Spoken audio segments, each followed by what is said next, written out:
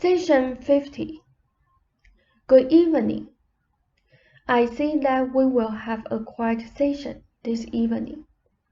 I understand that Robert has been having his difficulties, and as I have said often, patience is not one of his attributes. May I congratulate you, as well as myself, for our 15th session. It takes some doing on all of our parts. 2 sessions a week is a very strict and heavy schedule, as you probably know for yourselves by now. Whenever you feel that you need a few sessions off, you may of course have them. I did not want to take the chance in the beginning. It is too hard to set up conditioning. Now, however, whenever you want time off within reason, my reason, you should have it. Ron noted. Jane laughed. They said, the 5th law of the inner universe is creation, as I have told you. Again, this is not necessarily the 5th law in terms of importance. I am simply giving you the laws in the simplest way. This creation involves not merely the juggling of energy units and fields from one form to another, but also involves the setting up of new fields. This is oftentimes the result of value fulfillment, in which case all the given possibilities are bound to emerge. But each emergence is in the truest sense a creation. Creation occurs, again, most often through value fulfillment, which exists in a dimension having nothing to do with your space and time, and in the deepest sense creation as a whole, originally, if you'll excuse the term, had nothing to do with either your space or your time, and the so-called birth of your non-outer universe came long after in the story of creation and value fulfillment. When your scientists finally decipher the physical realities behind the birth of your non-universe, they will only discover that this was an exterior manifestation of a vital psychic reality that existed long before. Creation almost always exists hand in hand with value fulfillment, and by the time that any physical construction appears within your plan, it has already been in existence. An idea on your plan gives birth to physical constructions, but the idea itself is merely a translation of another reality, which gave birth to it. Value fulfillment is very much like creation, and yet there is a difference, and creation exists first if we must speak in terms of continuity, and for you we must. There is much here that almost can be given to you only through conceptual patterns, and again, this difficulty arises in words strung out one after the other. Nevertheless, there is within the inner vitality and the psychic value of the universe constant creation, by which I mean the addition of something unique and new, and something that has not existed before. This creation arises from the vitality of the inner universe itself, and this vitality continually renews itself.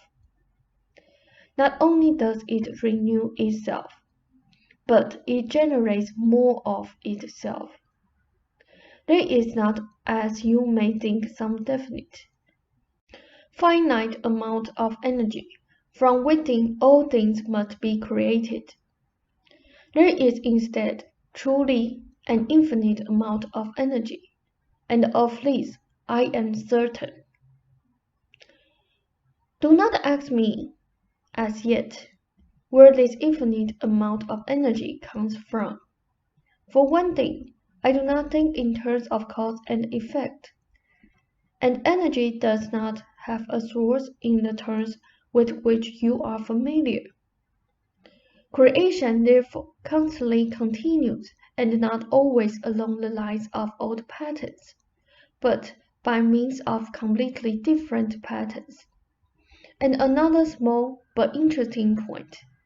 On your own plane, there is a subconscious storehouse of knowledge, whereby it is known in a condensed fashion, by all molecules and atoms exactly which variant or evolutionary attempts have been made, with what results, and always with an eye out, so to speak, for circumstances that might fit forms once adopted with failure, or to attempt other forms for which present circumstances may not be right.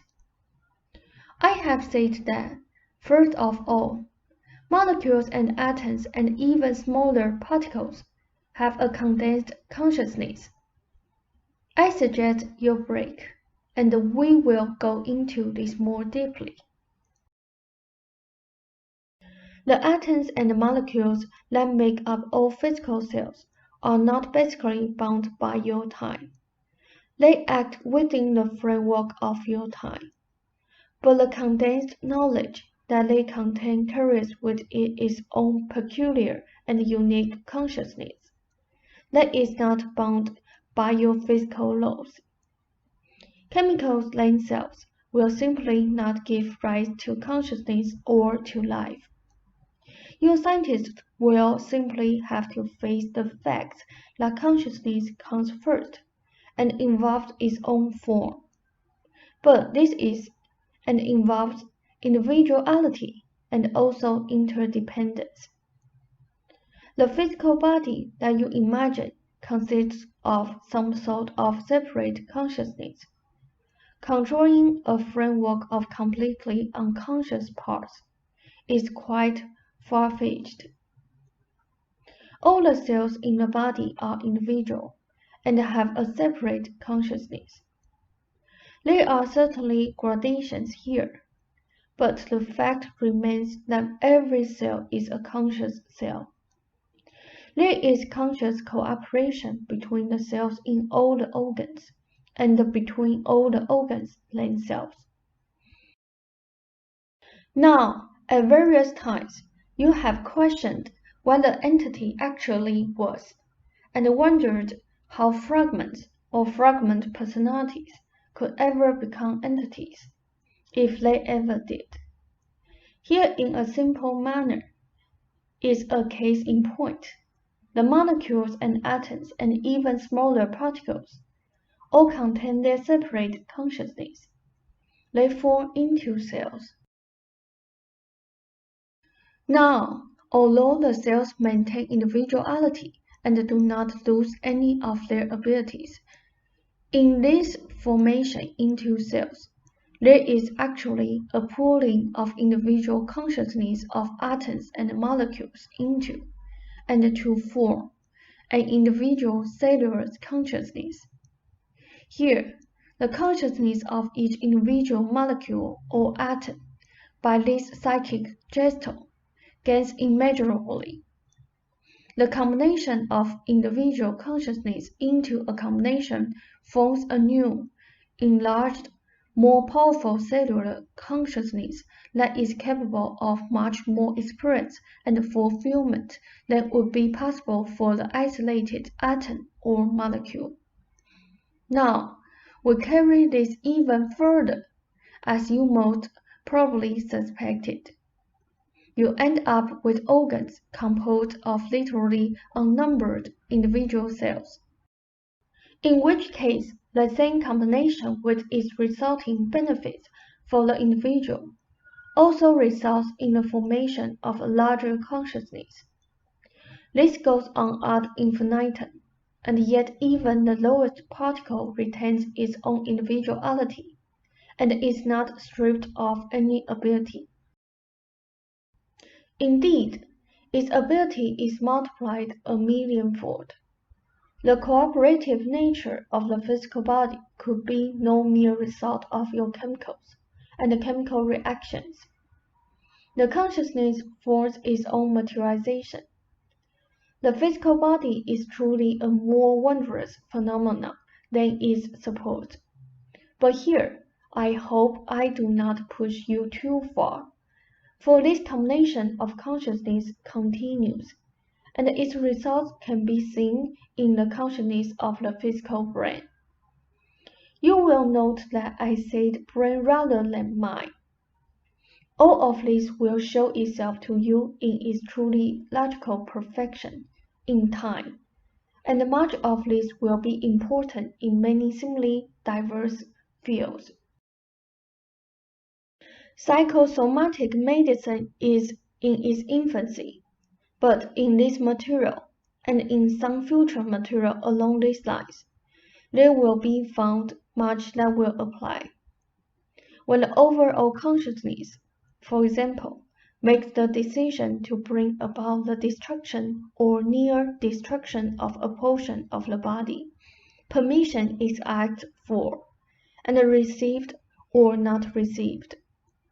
This may seem a far cry from a discussion of entities. Nevertheless, I am trying many subjects together for your edification. I suggest you take your break.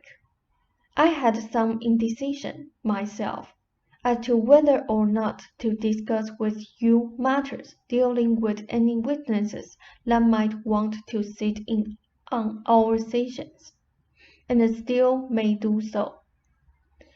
Nevertheless, at this point, you seem to be holding your own.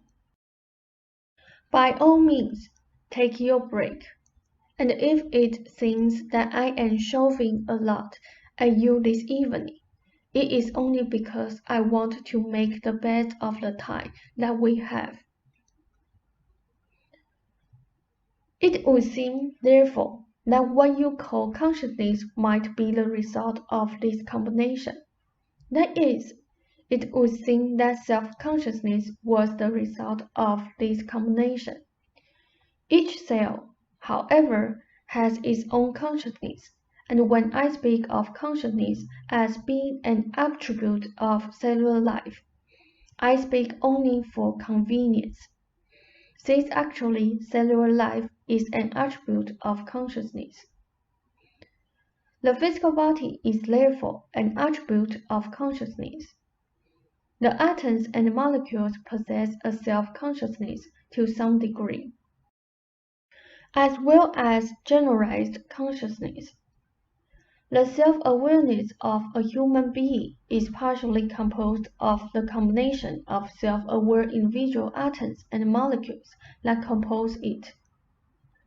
The generalized consciousness, which you call the superconscious, is composed of the combination of generalized consciousness from the individual cells and molecules. But now, we come down to the source of the self-aware conscious individual behind or within each molecule. Where did it come from to begin with? It is, of course, from the inner universe. This becomes extremely difficult to explain until you learn to feel conceptual patterns directly. I will try to make it as simple as possible, and hope that I am not giving you material before you can grasp it. The energy personality who desires to be materialized upon your plane himself becomes part of this plane through the use of the inner senses, through a process of diffusion. And this incidentally is our ninth inner sense. The energy personality first diffuses himself into many parts. Since entry into this plane, as a member of this plane, cannot be made in any other manner, it must be made in the simplest terms, and be built up on your plane. Your sperm being of course an entry in this respect. The energy of the personality must then be recombined and brought together, as is done in the manner which I have specified. The inner sense of this entanglement, which I have mentioned briefly in the past, represents almost an opposing movement to the initial diffusion, and must be carried out to achieve any independence from your plan. I suggest you break, and hope you are following me, and I will try to get to other matters that concern you later in the discussion. But I wanted to carry this thought as far as I could this evening. Our next rule, or law, of the inner universe is of course consciousness. Everything that exists on any plane and under any circumstances contains consciousness, contains knowledge, and even self-awareness to some degree. There is no case where this is not so. Our next law of the inner universe is the capacity for infinite mobility. This occurring within the spacious present, which is an infinite spacious present.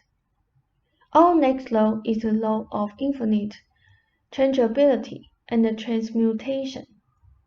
That is, any given portion of energy has within it the capacity to take on any pattern or to form an infinite number of energy fields, each one giving forth a truly infinite variety of result.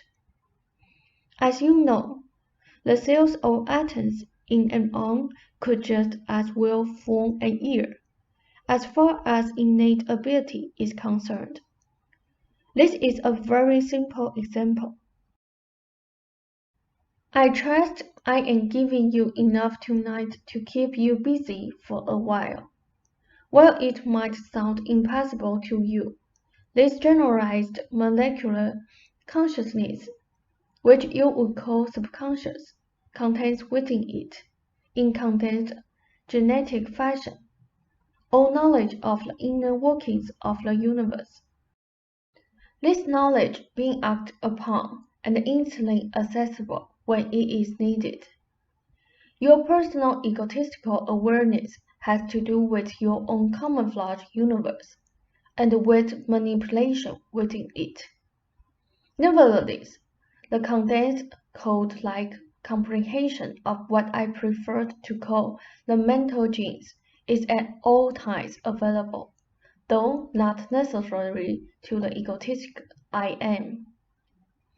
When you realize that you are much more than the egotistical I am, and that your true personality contains a much larger and a really more powerful inner ego, then this relative unavailability of inner comprehension to the outer ego will not annoy you. Now, you will see that the inner ego of which we have spoken many times is the projector of energy upon your plan. The inner ego, representing the basic personality, through diffusion makes a materialization of itself and enters your plan. The inner ego, therefore, is your counterpart. It breaks energy down into simple components, but it must still operate within the given laws of the inner universe. It therefore forms the separate molecules and atoms that will compose the individual. Its own knowledge is put into condensed form, and the molecules are therefore able to combine and recombine according to the material properties inherent in your universe. You will see why this is an important point when you reread this material. You will see why. Although the conscious human being may seem to be the result of this combination and recombination, he is, nevertheless, more than that result. He is a particular personality formed purposely and not in a random fashion. The inner ego creating a replica of itself to function within a definite, peculiar set of circumstances. This is extremely important. The whole is more than the sum of its parts, but this is because you do not see the whole. The whole is never apparent in your universe. There is so much that you do not know, and so much to be filled in merely in this sort of outline form, that I am appalled completely. There are so many matters still not hinted at. I suggest that you take your break. You will cover your experiences at another session. I am sorry to put you off, but tonight was an excellent night to give you the material we have covered. And I want to explain your experiences rather thoroughly, and also use them to delve further into our study of the inner senses. You have been doing particularly well, however. I told you that direct experience through the inner senses would be extremely vivid, and now you can realize this for yourself. The horse incident is extremely interesting, though it represents only a partial comprehension, or rather partially transmitted comprehension. I am pleased with Rupert's Saratoga experience also, and wish to let him know that we will see to it that witnesses do not bother him. If you would give me my due credit, Rupert, you would not need to do half as much. Your Saturday evening social sessions are extremely beneficial to you both. No doubt you know that. The inner sense material will also be tied in with our laws of the inner universe, since they are equipped to recognize them. If I neglected to mention Rupert's attire, let me here express my approval. I am going to end the session unless you have any questions, since the material can do so well. Ralph said, I guess not. We seem to be doing well. Say said, I do regret not discussing your experiences, since I know you were looking forward to their explanation. I wish you both a most delightful spring evening, while there is left of it, and as always hesitate to end our session. I found this one particular pleasant. Ralph said, good night, Seth.